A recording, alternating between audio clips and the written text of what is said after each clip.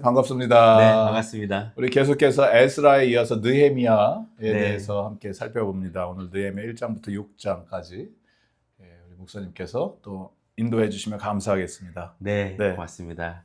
이제 저희 에스라서 이어서 느헤미야서를 보게 되는데요. 에스라와 느헤미야에서 일어나는 것을 일을 중심으로 이제 비교해서 본다면 에스라는 성전의 회복이 중심에 있다면 느헤미야는 이제 예루살렘 성벽 재건 프로젝트가 일을 중심으로 본다면 네, 그걸 표면적으로는 그럴 수 있지만 성전 또 성벽 재건 프로젝트 이렇게 그게 중심에 있지만 그 이면에는 이제 공동체의 영적 회복이 중심에 있는 것이죠. 네. 예, 그래서 좀 어떻게 보면 반복해서 흐르는 그거는 return, rebuild and repent. 예. R로 가네요. 예, 3R. 3R. 예. return, rebuild, 네. repent. 이게 네. 이제 좀 라임이 또 다 예. 있네요. 네, 좋습니다. 이런 것도 네. 네, 그래서 저희 느헤미야서 보는데 먼저 좀 쭉 1장부터 6장 정리해 드리면 1장은 느헤미야의 기도가 중심에 있습니다. 네. 느헤미야가 한 사람을 통해서 예루살렘에서 일어나는 일에 대한 소식을 듣고 그 가운데 이제 기도하는 느헤미야를 먼저 이제 보게 되고요. 2장은 느헤미야가 페르시아의 왕인 아닥사스다 왕하고 만난 후에 예루살렘을 돌아가는 것을 시작으로 해서 그걸 가자마자 무너져 있는 것을 발견해요. 성벽이 무너져 있는 것을 발견해서 성벽 재건이 이제 시작되는 것까지 네. 2장에 있고요. 3장 내용은 성벽 재건이 잘 되는 것 같지만 4장부터 또 이어서 보게 되면 이제 방해가 찾아옵니다. 그래서 5장, 6장은 그 방해 가운데서도 성벽 재건을 마치는 이제 내용입니다. 5장은 먼저 내부 문제를 해결하는 모습을 볼 수 있고 6장은 그렇게 공동체를 더 단단하게 해서 외부 문제가 있음에도 불구하고 성벽 재건을 마치는 그 내용이 이제 저희가 한 주간 읽게 되는 말씀 정리입니다. 그러네요. 네. 저희가 말씀을 좀 잘 이해하기 위해서는 느헤미야라는 사람에 대해서 조금 더 이해를 하면 도움이 많이 될 것 같습니다. 느헤미야는 예루살렘을 재건하러 가지만 그곳에서 산 사람은 아니잖아요. 그렇죠. 엑사일이고 그 가족이 이제 시간으로 따져보면 140년 전에 예루살렘이 파괴됐을 때 바벨론의 포로로 끌려왔고 그럼 할아버지 세대의 가능성이 있겠죠. 그렇겠죠. 네. 이어지는 페르시아 통치 가운데 살고 있었는데 느헤미야는 이제 우리 오늘로 따지면 뭐 한 이민 3세 정도 되려나요? 그러게. 네, 그 정도이겠죠. 예루살렘이 무너지는 거 못 봤고 포로로 끌려오는 것도 경험은 못했습니다. 그는 오히려 컵베어러, 술 관원장이었죠.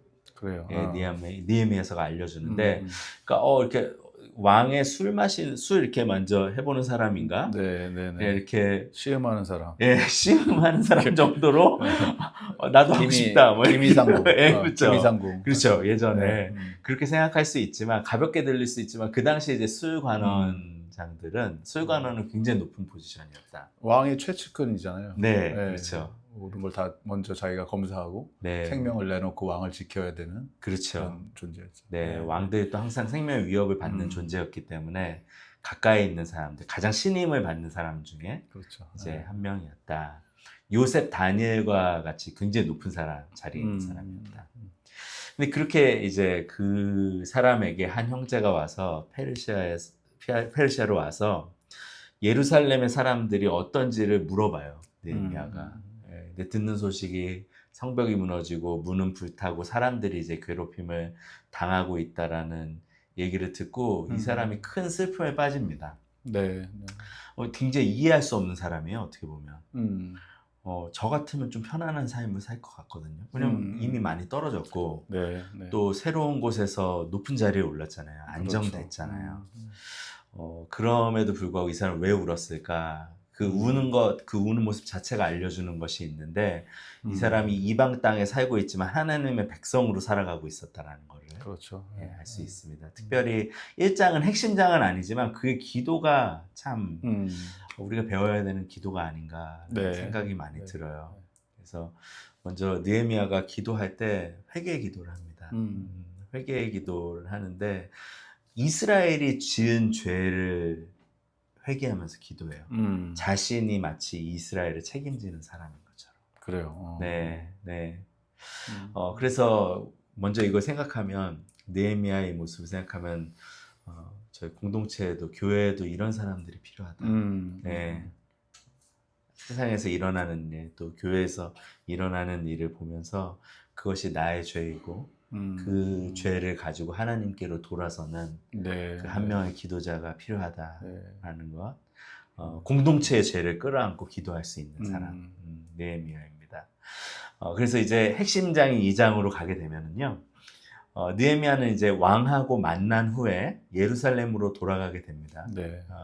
느헤미야는 예루살렘에 도착하자마자 밤에 몰래 성벽을 이렇게 둘러봐요.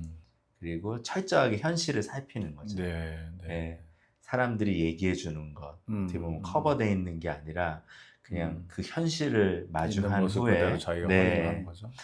그런 후에 그런 회피하지 않고 무너진 상태를 그대로 직면한 상태에서 이제 일을 시작하게 됩니다. 근데 저희도 회복의 첫걸음이 어디인지 좀 생각하게 되는 거예요.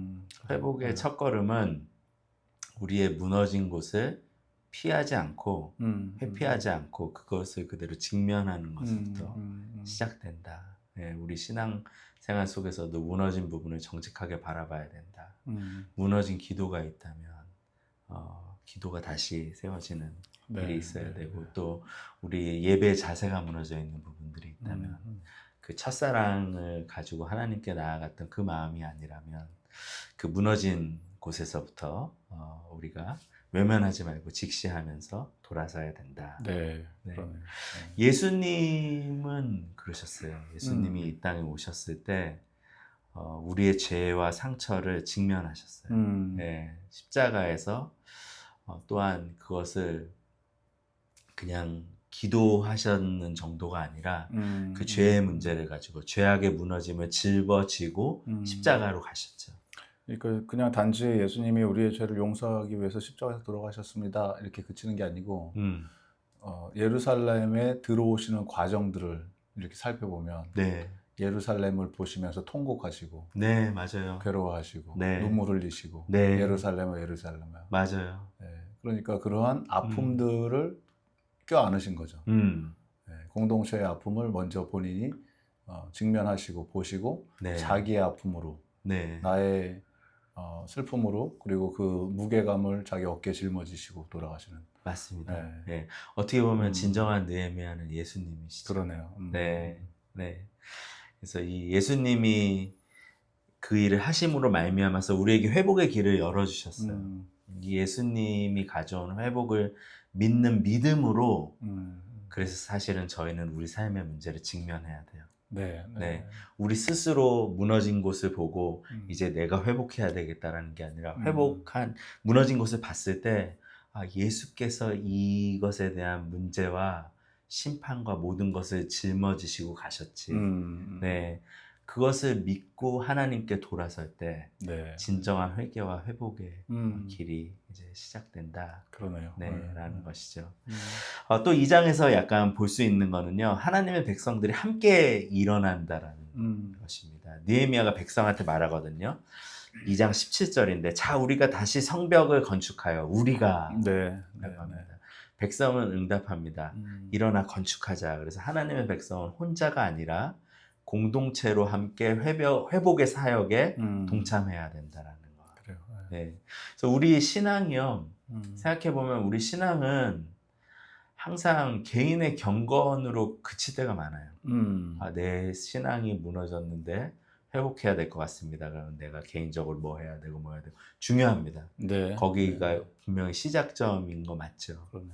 하지만 결국은 우리의 진정한 회복은 공동체적인 회복까지 가야 된다. 네. 네. 우리가 다시 성벽을 건축하여 라고 했던 것처럼 우리 신앙도 혼자 세워질 수는 없는 것이다. 교회 공동체가 함께 할 때 무너진 영적 성벽이 세워지게 되는 것입니다. 그래서 예수님이 복음 안에 주신 소망이 뭔가요? 새 예루살렘이잖아요. 영원한 도성을 향한 그런 소망이잖아요. 그래서 그 영원한 진정한 회복 안에는 하나님의 공동체가 있거든요. 하나님의 보좌 중심에 있고 네.